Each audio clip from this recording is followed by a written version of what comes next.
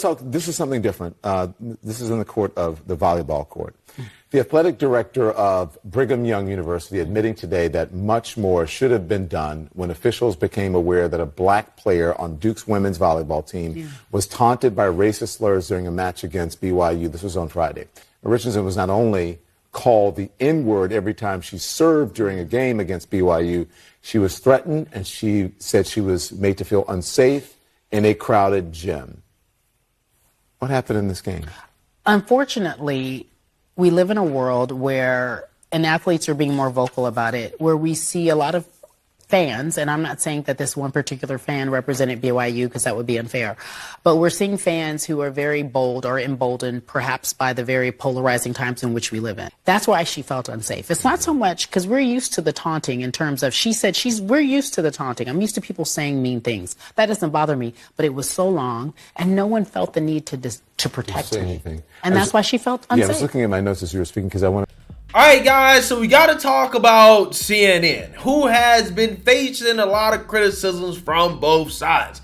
They've been facing criticism from the right because ever since Trump got elected into office, they've been nothing but a left-wing propaganda network. They've been baby MSNBC, MSNBC Junior, right? That is who CNN has been. However, that has been part of the reason for why they have suffered so much to the point where they become damn near irrelevant compared to MSNBC and Fox News, primarily because they are mainly a Democrat propaganda outlet. However, they can't quite out extreme MSNBC, who has become a full-blown extremist news organization, right? CNN hasn't went that far, so they found themselves stuck between a rock and a hard place here in the sense that they're not really appealing to Democrats as much as MSNBC, and because they're completely on the side of the Democrat Party, nobody from the right or conservatives watch them at all. Now, new executives have taken over CNN and said, we're going to try to make CNN more neutral, which naturally means that CNN is going to be more hated by both sides of the aisle, but there's going to be times where CNN is going to give you some truth, right? A grain of truth. And that is exactly what CNN is going to do in this segment, where senior political analyst John Avlon actually calls out the network, plus athletes like LeBron James, for pushing the Duke-BYU racial hoax story. So I want to talk about that. But before I get into that, we have to have a word from the sponsor of this video, Noble Gold. Noble Gold CEO Colin Plum thinks quantitative tightening is setting up the stage for a gold rally. In his interview with the National Desk, Plum said the tightening is pushing the dollar up. However, he predicts that by next year, the Fed will print money again to restart economic activities. If you're thinking of gold and silver right now, Noble Gold is giving a free Gold American Eagle coin with every eligible IRA or 401k in September. You can't go wrong with Noble Gold. Call the team now at 877-646-5347 to find out more, or visit noblegoldinvestments.com. All right, guys, so without further ado, let's go ahead and roll this clip from CNN. Take a look. That's right. We're starting something a little different today. It's a new segment that updates the initial official version of the story once more facts come in. It's a form of journalistic accountability, and we're going to call it Upon Further Review. Now, volleyball is rarely the source of serious controversy, but it went straight to the front of the outrage Olympics 2 weeks ago when a Duke starter named Rachel Richardson made the explosive accusation that she and other black teammates were subjected to racist heckling while playing a game against Brigham Young University. Now, obviously, this kind of heckling is totally unacceptable, and the country rallied around her, with stars like LeBron James offering a statement of solidarity, her family appearing here on CNN, amid some 65 separate articles written about the controversy. The University of South Carolina women's basketball team even announced their decision to cancel all games against BYU. Now, for their part, Brigham Young University offered a wholehearted apology. BYU Athletics pronounced a zero-tolerance policy against racism. They banned a fan who'd been identified as making the racist slurs. They also launched an internal investigation. But that's where the narrative started to fall far short of the initial indignation. Because when BYU released its findings, After reviewing all available video and audio recordings and reaching out to more than 50 folks who attended the game, including Duke personnel and athletes, they stated that they had not found any evidence to corroborate the allegation that fans engaged in racial heckling or uttered racial slurs at the event. And they lifted the ban on the fan with apologies. They also invited anyone with, quote, evidence contrary to our findings to come forward. Now, healthy skepticism is always a virtue, but this doesn't read like a cover-up. Instead, it feels like there was a rush to judgment because of a well-intentioned impulse to believe the Duke player's accusations. Now, we need to note that the investigation does not call Rachel Richardson a liar or a fabricator. It leaves open the possibility that she sincerely believed that she heard repeated racial heckling and that some sort of misunderstanding occurred. For its part, Duke issued a statement saying it was standing by its players, but notably, the Richardson family has not yet responded to CNN's request for comment. Look, systemic racism is real and corrosive to the soul of our country, but facts always have to come first. Listen to ESPN host Stephen A. Smith, who covered the controversy extensively. Racism, prejudice still exists in this country. We all know it. We know how prevalent it is, and we know that it's something that completely needs to be eradicated. Having said that, we're not doing ourselves any favors if we bring it up and broach it when it doesn't exist. And that's the key that we need to focus on. That's right. And that's why it was surprising to hear the head coach of the South Carolina women's basketball team, Dawn Staley, say that she was still okay with canceling her team's games against BYU, regardless of the results of the investigation. Staley says that she's standing by her decision because of her own personal research and commitment to the well-being of her team.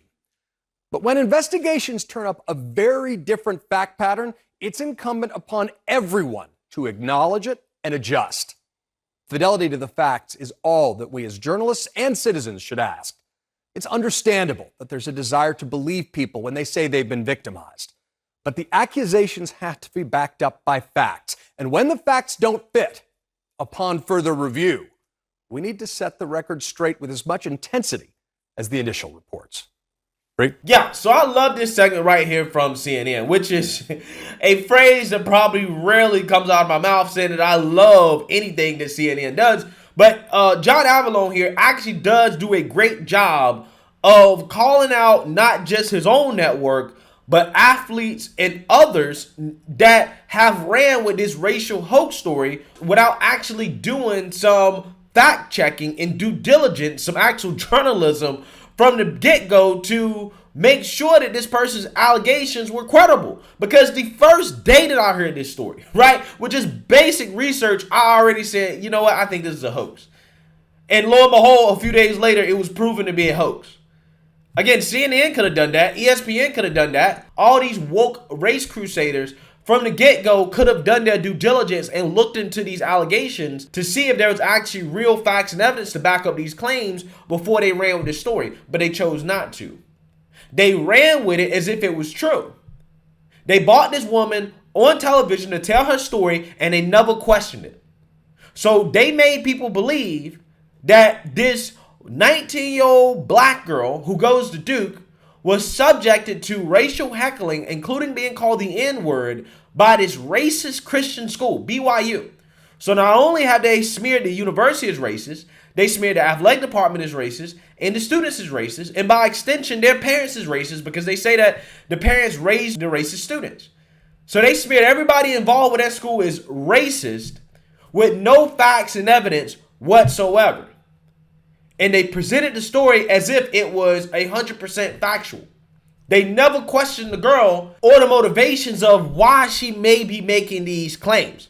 As it seems like her godmother, who is probably the most vocal person about this incident, saying that it happened, that she was called an N-word every single time she served and blah, blah, blah.